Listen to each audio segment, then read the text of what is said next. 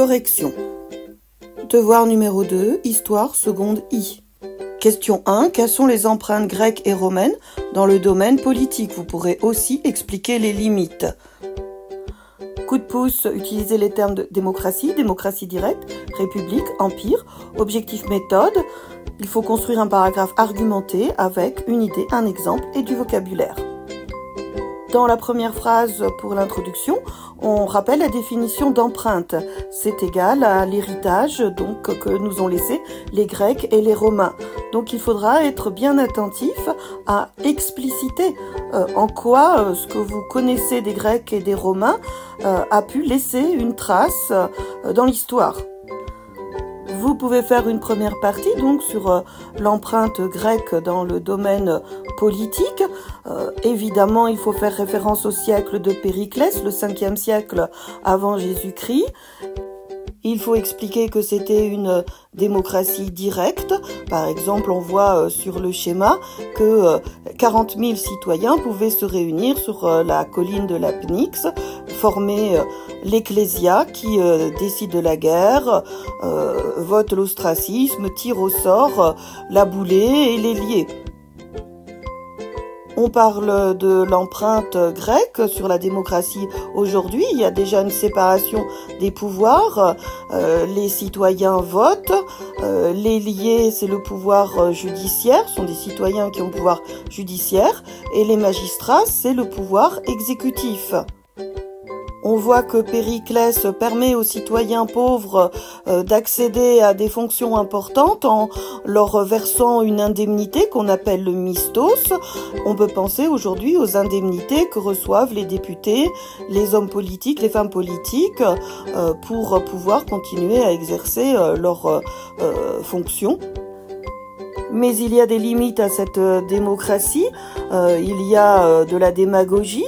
Alors la démocratie athénienne se protège avec l'ostracisme, c'est-à-dire en bannissant la personne qui fait de la démagogie. On peut dire qu'encore aujourd'hui, il y a des gens qui sont des populistes, qui font des promesses uniquement pour être élus.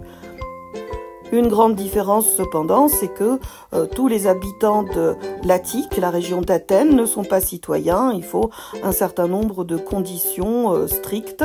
C'est une citoyenneté fermée, tandis qu'aujourd'hui, quasiment tous les habitants du pays qui ont la nationalité française peuvent voter à partir de 18 ans, hommes et femmes. En ce qui concerne l'empreinte romaine dans le domaine politique, on fait d'abord référence à la République romaine qui a succédé au roi étrusque. Les citoyens romains pouvaient voter au comice, c'est ainsi qu'on appelait les assemblées de citoyens de Rome. On a ici le citoyen qui a un bulletin qu'il met dans l'urne, donc ça ressemble beaucoup à la scène de vote actuelle.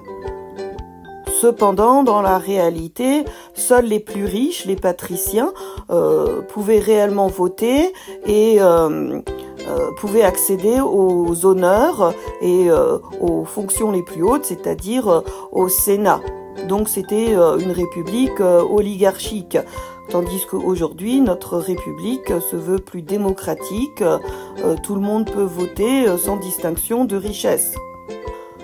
En moins 27 avant Jésus-Christ, après des guerres civiles, succède à la République l'Empire mis en place donc par Octave Auguste.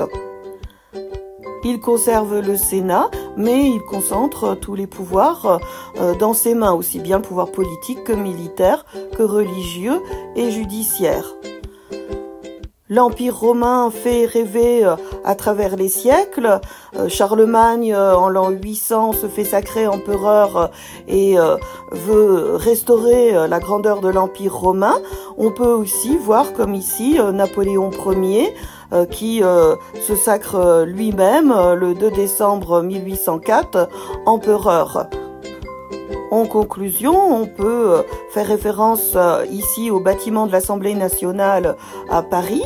On est aujourd'hui dans une république, donc c'est la référence, c'est l'empreinte romaine. Mais cette république est aussi une démocratie, même si elle n'est plus directe, sauf pour le référendum, et ça c'est la référence à l'empreinte grecque.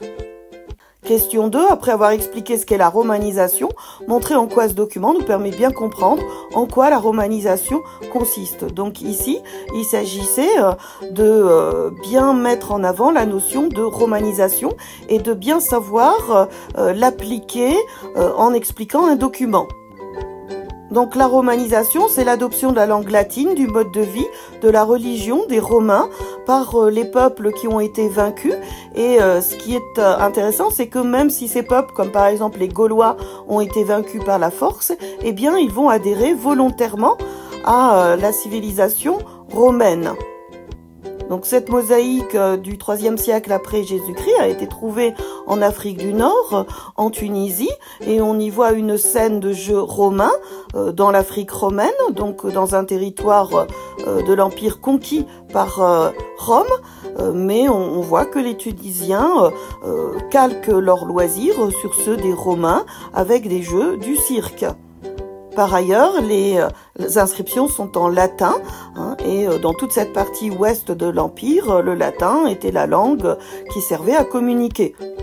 On peut faire allusion à des exemples vus dans le cours, par exemple ici, les arènes de Nîmes, dans la Gaule romaine.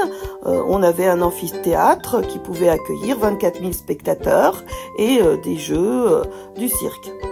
Maintenant, tu peux reprendre ton devoir ou la partie du devoir à remanier en fonction des conseils donnés et tu auras un bonus.